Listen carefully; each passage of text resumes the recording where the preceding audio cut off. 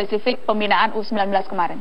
Oh iya, sangat iya. Dan contoh dari program latihan, orang di akhir-akhir persiapan kita banyak bilang semua bicara permainan tim nasional U19, menonton permainan tim nasional U19 sudah diketahui oleh semua lawan dan itu kita yang melakukan. Saya berharap dulu dengan persiapan, kalau bisa jangan terlalu banyak kita di-expose di media dan kita juga bisa melakukan persiapan dengan tenang dan tanpa diketahui banyak orang. Tetapi kan kita tidak bisa juga begitu.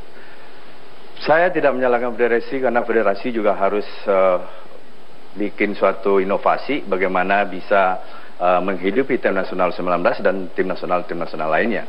Karena kita tahu sendiri sebelumnya kita PSSI tidak dibantu oleh pemerintah waktu itu. Jadi expose yang berlebihan yang kemudian memang mau tidak mau harus dilakukan itu mengganggu. Apalagi kompromi-komprominya, Coach? Iya, hal teknis. Jadwal bertanding hal teknis mungkin? Jadi timetable yang saya harapkan misalnya waktu itu saya hanya merancang 5 titik untuk uji coba dalam negeri. Waktu itu saya merancang ada 3 bentuk uji coba dalam negeri, tur Timur Tengah dan tur Eropa. Dalam negeri itu saya merancang hanya 5 titik dan daerah-daerah terdekat datang ke titik itu dan kita bermain 4 kali di situ. Cuma dengan 5 kota. Tetapi setelah itu kita harus berhadapan dan federasi harus bilang kita bertanding di 20 kota. Dan bayangan juga saat itu kita meminta untuk pertandingan dilakukan jam 7 malam.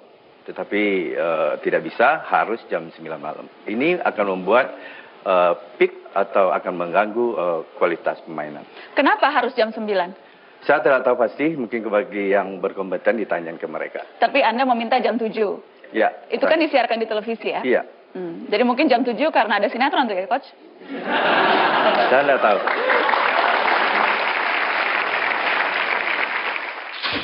Saya telah mendapatkan 6 aktor intelektual yang bukan dari Indonesia, tapi dari Malaysia. Itulah yang kemudian melakukan runner untuk memainkan membagi uang ini karena dia mempunyai kesempatan. Setiap klub itu lemah. Bisakah Anda buka siapa 6 orang itu?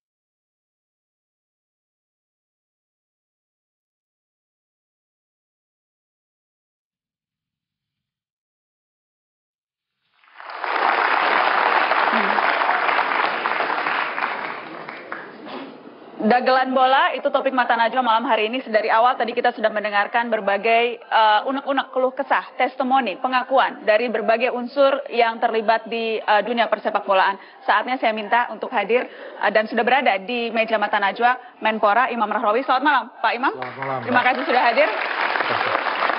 Kemudian juga mewakili PSSI, Ketua Komisi Disiplin PSSI Hinca Panjaitan. Selamat malam Pak Hinca. Malam. Terima kasih sudah hadir. Pak, sedari tadi Anda duduk mendengarkan, terima kasih, saya menghargai kehadiran Anda di studio Mata Najwa. Padahal tadi sejak awal sudah disoraki dan sudah jelas ada sentimen negatif terhadap Anda. Tidak apa-apa Pak Hinca? No, saya ingin membuat sepak bola baik. Teriakan tadi adalah bagian dari kita semua. Jika satu orang berhenti untuk melakukan yang baik, maka selesailah kita semua. Saya bersedia untuk berdialog, dicaci maki, tapi saya akan jelaskan apa duduk tentang sepak bola kita. Baik, terima kasih Anda sudah bersedia hadir untuk itu. Sebelum ke Anda, saya akan ke Pak Menpora yang baru. Mendengarkan tadi, Mas Imam, segala macam pengakuan, segala macam testimoni, itu hal yang mengagetkan untuk Anda, atau Anda memang sudah tahu sejak lama soal hal-hal yang seperti ini? Saya hanya mendengar bahwa banyak peristiwa di luar dugaan, di luar pikiran, dan bahkan di luar nalar rakyat. Bahwa telah terjadi peristiwa-peristiwa yang mungkin itu sangat sumir untuk dijelaskan. Tetapi satu hal Mbak Najwa, ketika pertama kali Presiden Jokowi menyebut nama saya sebagai Menpora, dan kemudian beliau mengumumkan di istana bahwa Anda menjadi Menpora. Pertanyaan pertama dari wartawan adalah bagaimana tanggapan Pak Menpora tentang sepak bola gajah yang baru saja terjadi. Itu selisih 2 jam kalau nggak salah itu. Hari yang sama Anda dilantik, langsung terjadi? Langsung terjadi. Pertanda apa itu Pak Menteri? Saya kira itu salah satu tugas yang harus kami hadapi, harus kami selesaikan. Karena sekali lagi tugas kita sebagai pemerintah, sebagai negara, kita harus hadir. Saya masih akan bertanya ke Anda negara seperti apa, tapi sebelum negara mengambil sikap, kita harus dengarkan dulu dari PSSI. Pak Hinca, dari tadi Anda sudah mendengarkan berbagai hal. Apa pertanggungjawaban PSSI? Begini, pertama harus kita dudukkan dulu regulasi sepak bola. Tanpa kita bisa dudukkan dengan tepat, maka yang ada prasangka. Dalam sepak bola, kita punya statuta, punya regulasi, punya kode disiplin, punya kode fair play, punya kode etik, macam-macam. Untuk apa? Untuk menjaga integritas sepak bola itu. Sepak bola itu bukan milik masyarakat, milik FIFA yang dimainkan masyarakat di seluruh dunia.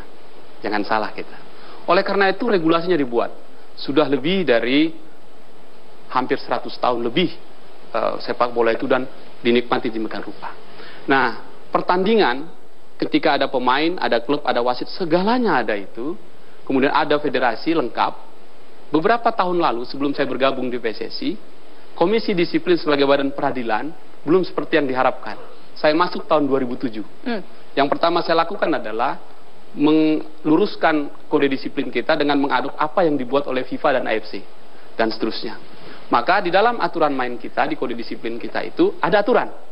Segala sesuatu yang bermain di lapangan urusan wasit, di luar itu yang di luar kemampuan wasit di Komisi Disiplin. Mari bermain bola untuk menang, bukan main untuk kalah. Kita kasih tepuk tangan untuk Pak Hinca. Pak Hinca, ketika saya ingat Anda pernah bilang mafia itu ada. PSIS, PSSS ini masuk yang ece-ece. Ada yang lebih besar. Ya. Dan Anda waktu itu bilang akan membongkar mafia yang jauh lebih besar dibandingkan apa yang dilakukan oleh teman-teman PSS dan PSIS ini. Itu betul. Sudah ada hasilnya? Saya kasih tahu. Soal mafia sepak bola ini tidak hanya di Indonesia, tidak hanya di Sleman, tidak hanya di Semarang. Ada di Brasil, ada di Eropa Timur, bahkan di Liga Inggris, semua. Tapi urusan kita Indonesia, Pak Hinca. Saya akan katakan itu. Karena ini sepak bola dunia. Global phenomenon. Karena di Semarang ada 2 pemain asing, di Sleman ada 2 pemain asing. Jangan lokalisir kasus ini. Karena itu FIFA turun. Nah, kalau ditanyakan apakah Anda mau? Ya. Saya telah mendapatkan 6 aktor intelektual yang bukan dari Indonesia, tapi dari Malaysia. Itulah yang kemudian melakukan runner untuk membagi uang ini karena dia mempunyai kesempatan. Setiap klub itu lemah. Bisakah Anda buka siapa 6 orang itu? Tunggu waktunya. Apa yang Anda tunggu, Bung Hinca? Sebentar, begini. PSSI tidak bisa menyentuh yang bukan football family. Kami hanya bisa menyentuh apa yang ada di kita. Jadi yang dihukum hanya anak-anak sendiri. Makanya saya katakan dulu, begitulah kemudian kita bergabung dengan AFC, bergabung dengan FIFA, bergabung dengan Interpol. Sabar, maka saya katakan, urusan bagian mafianya ke sini, urusan sepak bolanya di sini. Coach apalagi dan seterusnya. Karena itu yang saya putuskan baru adalah yang di dalam stadion. Baik. Di luar stadion kita tunggu masih berjalan karena ini masih membutuhkan waktu yang cukup. Ada target waktu yang Anda tetapkan untuk membongkar ini karena kalau tidak yang akan kita lihat adalah kasus demi kasus terjadi tapi tidak pernah dicari tahu, tidak pernah ada akar orang yang bertanggung jawab. Iya, berilah waktu yang cukup. Kapan itu? Berapa lama? Saya persilahkan kepada Anda. Anda minta berapa? Minta berapa teman-teman? Sekarang Bang Hinca. Bayangkan, KPK saja hanya untuk membongkar, Anda membutuhkan berapa orang dan harus menyadap. Oke? Oleh karena itu dibutuhkan. Karena itu saya menghargai Bung Rocky Puturai. Saya menghargai Bung Bambang Nurdiansyah. Yang dilakukan adalah 3R. Recognize, reject, and then report. Jika seorang pun di antara kita tidak mau report, Anda bagian dari kejahatan itu. Reportnya ke PSSI. Kepada siapa yang Anda trust. Misalnya ke Pak Menpora, Menpora ke kita. Baik. Sepanjang itu nanti football family, urusan kita. Urusan PSSI. Ya. Tetapi apakah PSSI masih dipercaya untuk menyelesaikan urusan itu? Saya serahkan kepada masyarakat. Saya sebagai ketua komdis, saya akan lakukan apa yang bisa saya lakukan. Tadi ada usulan hukuman badan, polisi turun tangan. Apakah Anda juga sependapat itu sudah waktunya dilakukan di Indonesia? Negara-negara lain berhasil? Kalau Vietnam kemudian dia berani untuk melakukan itu dan saya kira hari ini kita menyaksikan peningkatan prestasi sepak bola di Vietnam luar biasa. Kenapa Indonesia tidak berani?